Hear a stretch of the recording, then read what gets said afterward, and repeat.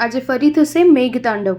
ગુજરાત, મહારાષ્ટ્ર સહિત 21 રાજ્યોમાં ભારેથી અતિભારે વરસાદની આગાહી। સોમવારે ઓડિશામાં પુરી નજીકના દરિયાકાંઠે બંગાળની ખાડીમાં ડીપ ડિપ્રેશનના કારણે અનેક વિસ્તારોમાં ભારે વરસાદની સંભાવના વધી ગઈ છે।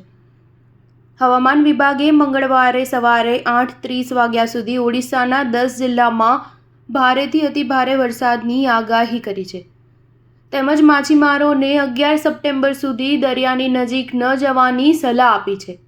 આ ઉપરાંત ડીપ ડિપ્રેશન સર્જાતા રાજ્ય સરકારે દરિયાકાંઠાના જિલ્લાઓમાં રાહત અને બચાવ કામગીરી માટે તૈયારી પણ કરી લીધી છે।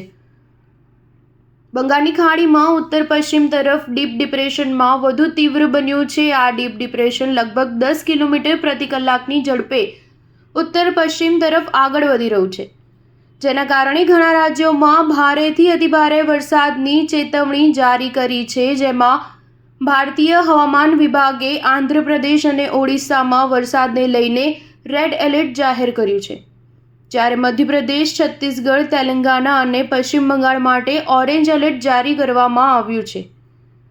હવામાન વિભાગના જણાવ્યા અનુસાર ઓડિશા, આંધ્રપ્રદેશ, મધ્યપ્રદેશ, મહારાષ્ટ્ર અને ઉત્તર પ્રદેશમાં ભારે વરસાદ પડી શકે છે।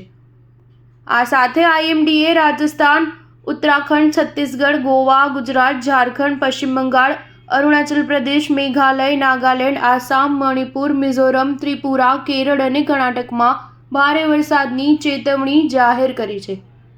સ્ટાર ન્યૂઝ 7 હંમેશા સચ્ચાઈની સાથે।